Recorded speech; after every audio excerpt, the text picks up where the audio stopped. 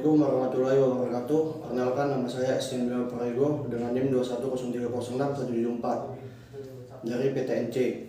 Di sini saya menjelaskan tentang trustus genitalia pada bebek jantan terdiri dari beberapa organ dan fungsi masing-masing, yaitu testis, organ reproduksi jantan yang berfungsi memproduksi sperma dan hormon testosteron. Yang kedua, epididymis, saluran berbentuk melingkar yang terletak di atas dan belakang testis yang berfungsi sebagai tempat menyimpan dan pematangan sperma. Yang ketiga, vas deferens, saluran yang membawa sperma dari epididymis menuju kelenjar seminal.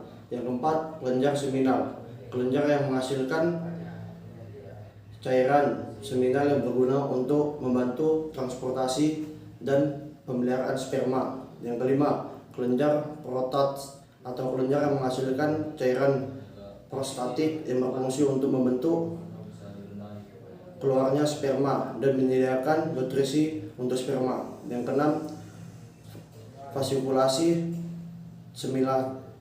seminalasis atau kelenjar yang menghasilkan cairan seminal yang kaya dan fruktosa dan protein untuk memberi energi dan nutrisi bagi sperma. Yang ketujuh, bulboren gland atau kelenjar yang menghasilkan cairan praejakulasi untuk berfungsi untuk menghasilkan pelembapan ureter atau sebelumnya sperma. Kemudian spermatozoa atau sel sperma pada bebek jantan terbentuk dalam testis.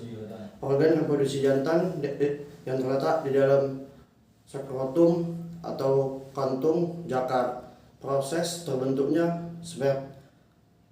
spermatozoa pada bebek jantan melalui beberapa tahap, yaitu tahap yang pertama, spermatogonium. Pada tahap ini sel-sel yang masih belum matang atau akan berkembangnya melalui pembelahan mitosis. Sel-sel ini masih mengandung kromosom yang lengkap.